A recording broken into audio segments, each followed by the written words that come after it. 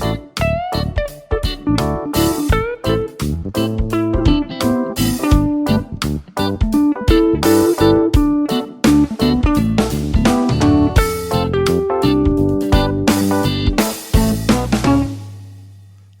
this is Enthusiastic Steve, and welcome to an insight into Nevada's 89-90 catalogue.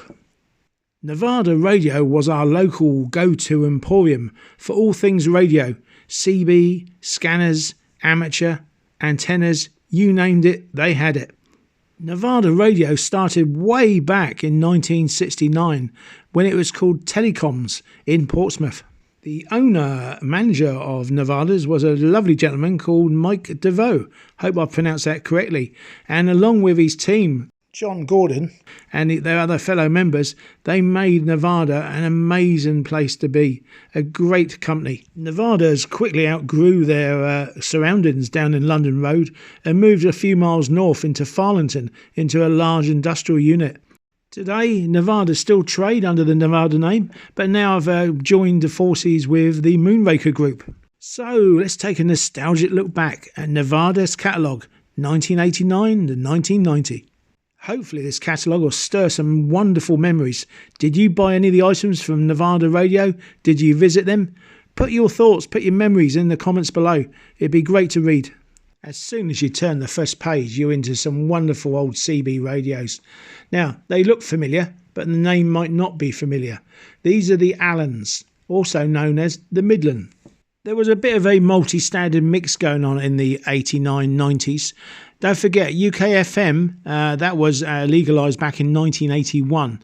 By now, Europe, they were using the old mid-block, and something called the CEPT came out, or the PRG 27, as well as the UK FM bands were out there. So some radios were straight 40 channels, other ones were capable of 80 channels, which also covered the mid-block, so to speak.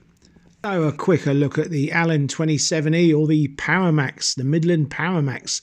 Some of these Paramax came with a gold set of control knobs, which look fairly fancy.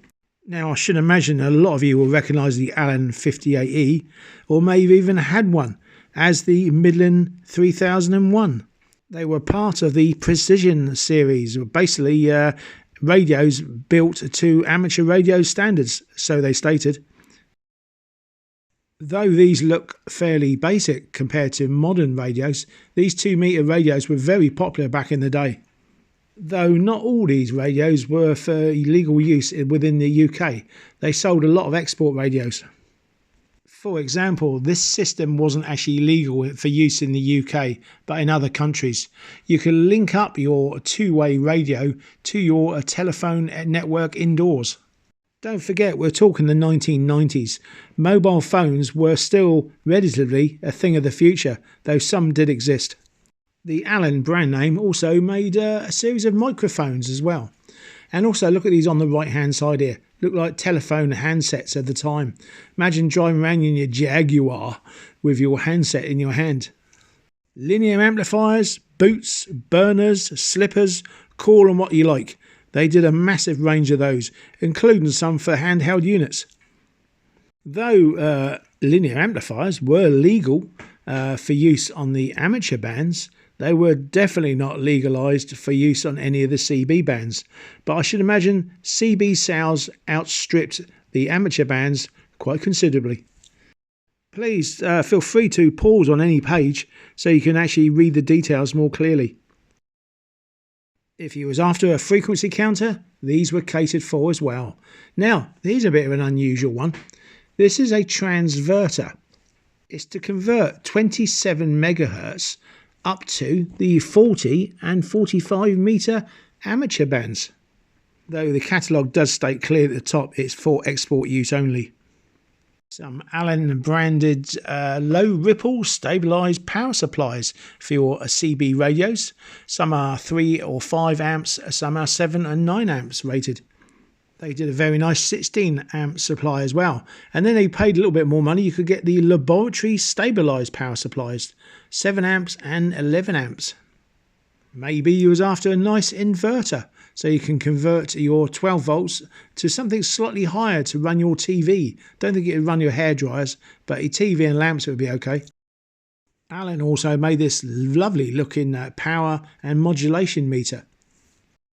Yeah, note I said modulation for AM, not deviation for the FM sets. But that meter would look very nice sat on your old bench. SWR and power meters, or SWR and modulation meters, and also antenna preamplifiers. You name it, they did it.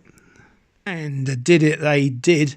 A wattage and SWR meter, or an antenna matching box, or a two-way antenna coaxial switch, or a signal splitter box. What else we got? We got super filtered TVI suppressors, radio interference suppressors, slide mounts, sledges as they were called, and universal brackets.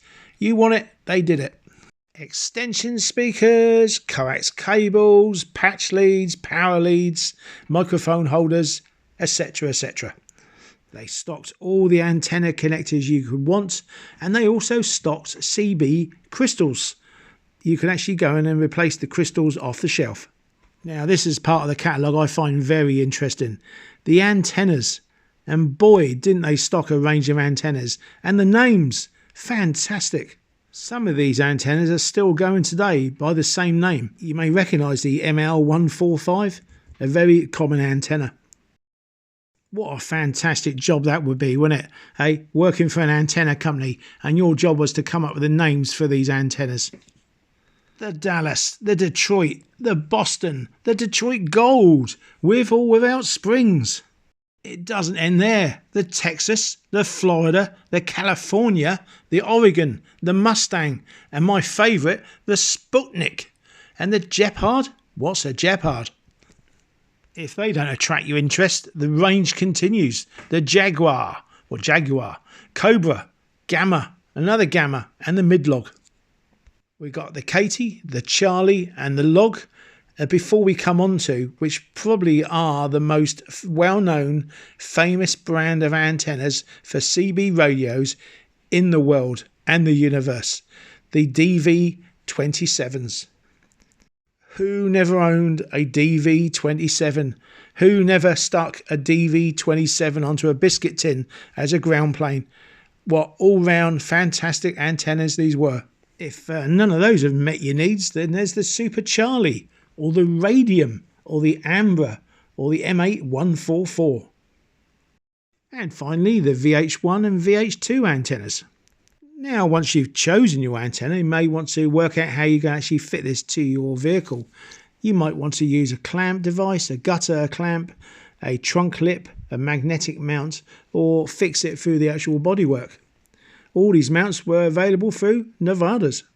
Of course, if you was a wealthy radio operator, your Rolls Royce might have been in for service, and the only means of getting out and about was, of course, on your luxury little boat.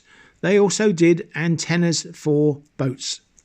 So get your butler off to Nevada's, pick up an antenna, and get it onto your Sunseeker. One very popular part of the radio hobby back in the 1990s, of course, was scanning, the old scannerist. Get a scanner and connect it to an outdoor antenna and just go up and down the band and see what you could listen to. In the 90s, of course, there was still a lot you could actually listen to. Even mobile phones were analogue when they came out initially.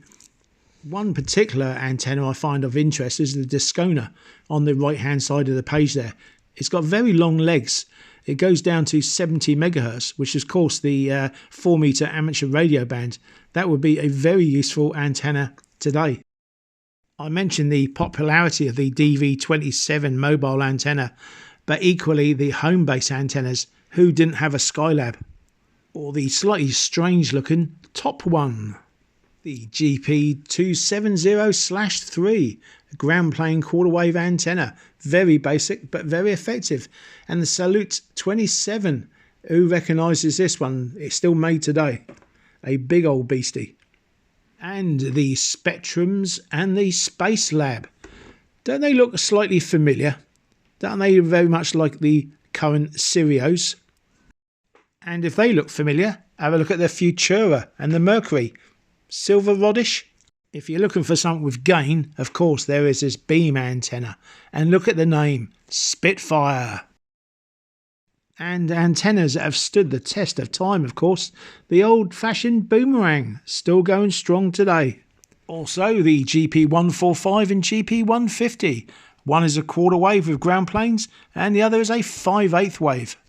Finally, on the back cover, we have the Telex Turner Plus 3B microphone. Connect one of these up to your CB radio and your base station antenna, and you were the bee's knees. Set up correctly, these were capable of some awesome audio. Well, that was the Nevada catalogue from 89-90. Hope you enjoyed that. Don't forget, Nevadas are still out there, still trading, now under the Moonraker Group. So pop in, say hello, say Enthusiastic Steve sent you. Thank you again for watching another Enthusiastic Steve video. Please have a browse on my YouTube channel. There's many more videos to be seen. Also, please consider clicking on the old like and subscribe buttons. They help with the old algorithms on YouTube and help my channel grow. Fantastic thank you to all those who have subscribed and follow, and to all those who have commented. All the best. 73 from Enthusiastic Steve.